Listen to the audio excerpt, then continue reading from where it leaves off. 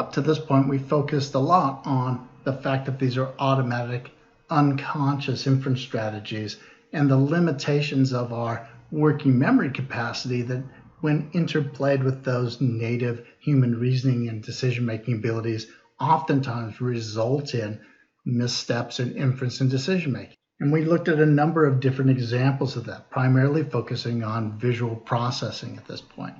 But now I want to turn to something slightly different. I want to talk about the style of inference and decision processes that are native to human beings. That is, what information do they tend to draw upon, and how do they tend to use that information? And what we see is that inference and decision processes that human beings use natively tend to be highly contextualized. And so we want to understand what it is to be a contextualized inference, and I'll give you a number of illustrative examples after I tell you what I think it is. So contextualized inferences and decision-making processes are such that they rely heavily upon information about the specific features of the current problem, the content of that specific problem. They're very concrete that way. And they also cue upon the manner in which the situation presents the problem. How does the problem come across to us in the situation that we're in, i.e. the context? So contextualized inferences rely heavily on concrete content elements of the problem and on the presentation or framing of the problem, the context in which the problem is presented.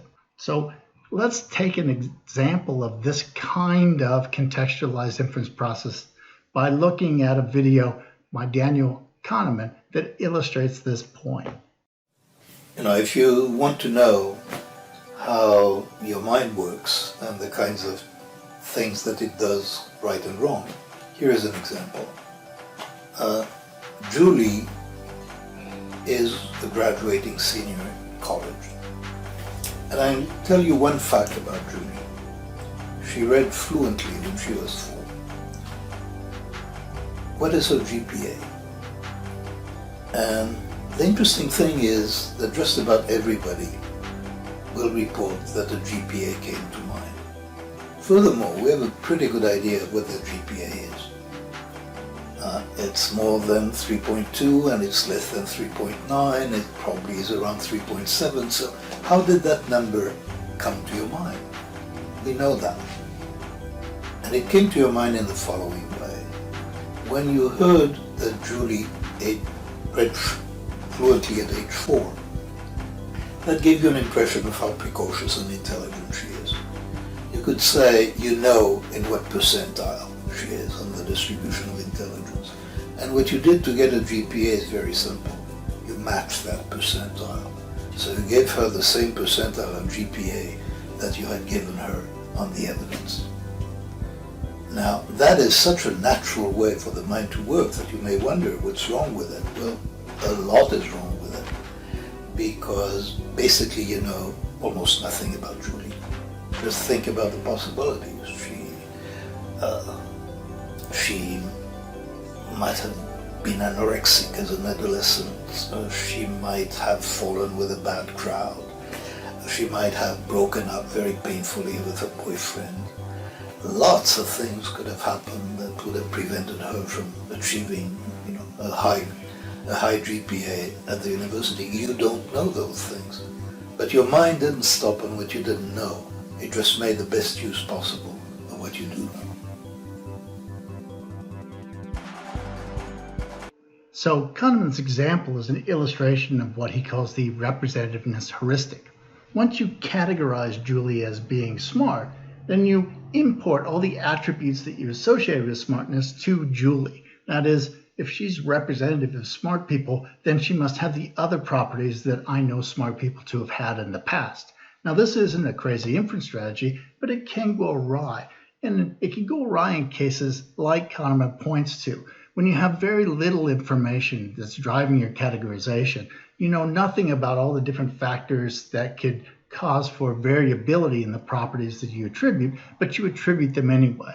It's a natural, unconscious, automatic process that we engage in. Let's look at a different example, an example of a decision-making process that is also highly contextualized. This is an instance of what's called the decoy effect, and I get this video from brain games. Here's a decision for you. Imagine you're at a movie theater and you just bought your ticket. Now you head over to the concession stand to buy some popcorn. You can get a small popcorn for $3 or a large for $7. So which one would you choose? We've all been there. You want a decent amount of popcorn, but $7 feels like a ripoff. So if you chose small, you're like most people. We've set up cameras to see what will happen when we offer the same choice to real moviegoers. Can I get you some popcorn? Sure. You can get a small? A small? Sure. Or a large for $7. I'll take the small. These are the sizes. You know what? I'll have a small one and some M&Ms. Okay, sure.